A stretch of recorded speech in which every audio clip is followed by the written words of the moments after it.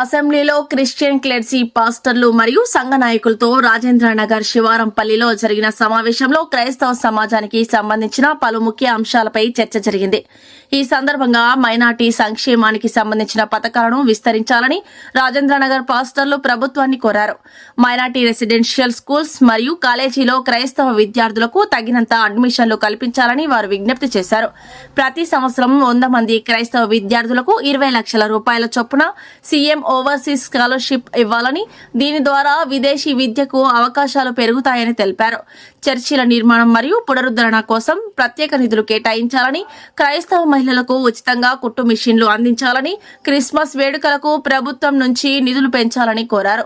అదనంగా యువతకు నైపుణ్యాభివృద్ధి కార్యక్రమాలు నిర్వహించి ఉపాధి అవకాశాలు పెంచాలని సూచించారు. ఈ సందర్భంగా క్రైస్తవ సంఘం తరపున ముఖ్యంగా హెచ్ఎండిఏ పరిధిలో క్రైస్తవుల కోసం శ్మశాన వాటికల కేటాయింపు అంశాన్ని ప్రధానంగా ప్రస్తావించారు. ఈ విషయాన్ని ముఖ్యమంత్రి అనుముల రేవంత్ రెడ్డి గారి నాయకత్వంలోని తెలంగాణ కాంగ్రెస్ ప్రభుత్వ దృష్టికి తీసుకువెళ్లాలని నిర్ణయించారు. హెచ్ఎండిఏ పరిధిలో తూర్పు, పశ్చిమ, ఉత్తర మరియు దక్షిణ ప్రాంతాలలో ఒక్కో ప్రాంతానికి కనీసం 100 ఎకరాల చొప్పున శ్మశాన వాటికల కోసం భూమి కేటాయించాలని డిమాండ్ చేశారు. ప్రస్తుతం శ్మశాన వాటికల కొరత కారణంగా క్రైస్తవులు అంత్యక్రియల సమయంలో తీవ్ర ఇబ్బందులు ఎదుర్కొంటున్నారని, ఈ సమస్యను తక్షణమే పరిష్కరించాలని కోరారు. మంచి చెడు సమయాల్లో కాంగ్రెస్ పార్టీకి అండగా ఉంటామని పేర్కొంటూ తమ సమస్యల పరిష్కారానికి ప్రభుత్వం సహకరించాలని క్రైస్తవ సంఘ ప్రతినిధులు విజ్ఞప్తి చేశారు. అందరికీ నమస్కారం. ముందుగా రాజేంద్రనగర్ పాస్టర్స్ ఫెలోషిప్ తరఫున కాంగ్రెస్ సీఎం రేవంత్ రెడ్డి గారికి, అలాగే స్థానిక ఎమ్మెల్యే ప్రకాష్ గౌడ్ గారికి, Christian minority corporation chairman Deepak John గారికి ప్రత్యేకంగా వందనాలు చెల్లిస్తున్నాం. క్రైస్తవ సమాజానికి కాంగ్రెస్ ప్రభుత్వం ఏర్పడినప్పటి నుంచి కూడా ఎంతగానో సహకారం అందిస్తూ క్రైస్తవ సమాజ శ్రేయస్సుకు పాటుపడుతూ ఉన్నారు. క్రైస్తవ సమాజాన్ని గురించి ఆలోచన చేస్తూ కాంగ్రెస్ ప్రభుత్వం అమలు చేస్తున్న ప్రతి పథకాన్ని బట్టి కాంగ్రెస్ ప్రభుత్వాన్ని అభినందిస్తున్నాం. వారికి ప్రత్యేకంగా సీఎం రేవంత్ రెడ్డి గారికి ధన్యవాదాలు తెలియజేస్తా ఉన్నాం.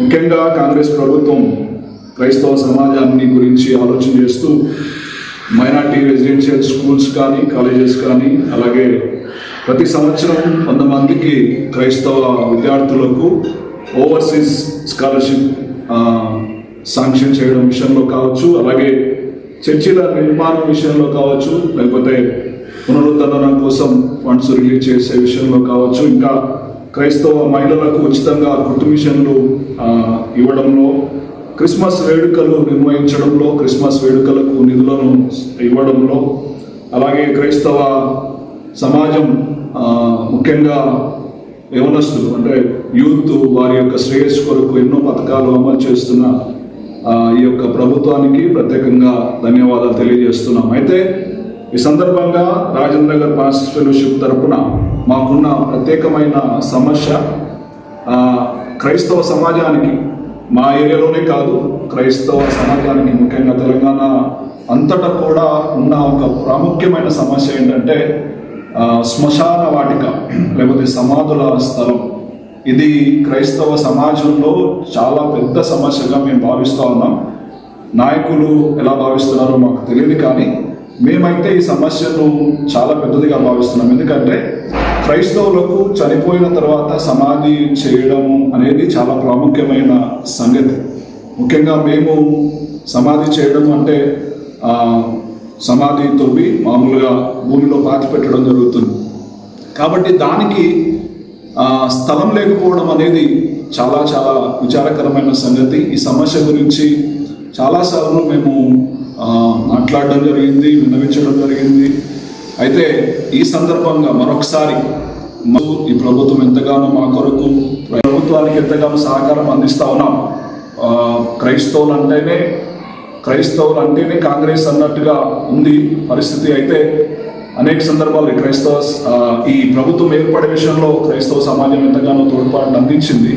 అయితే ఈ సందర్భంగా ప్రత్యేకంగా మమ్మల్ని మరొకసారి మా విన్నపాన్ని మన్నించి ఈ రాజేంద్రనగర్ ప్రాంతంలో కావచ్చు, లేకపోతే శంషాబాద్ ఈ రాజేంద్రనగర్ సర్కిల్లో కావచ్చు, అలాగే జిహెచ్ఎంసీ ఏరియాలో కావచ్చు, దయచేసి మా సమస్యను గుర్తించి ఈ సమస్యకు పరిష్కారం ఆలోచించవలసిందిగా ప్రభుత్వాన్ని మేము మరొకసారి కోరుతా ఉన్నాం. ఇది చాలా పెద్ద సమస్య.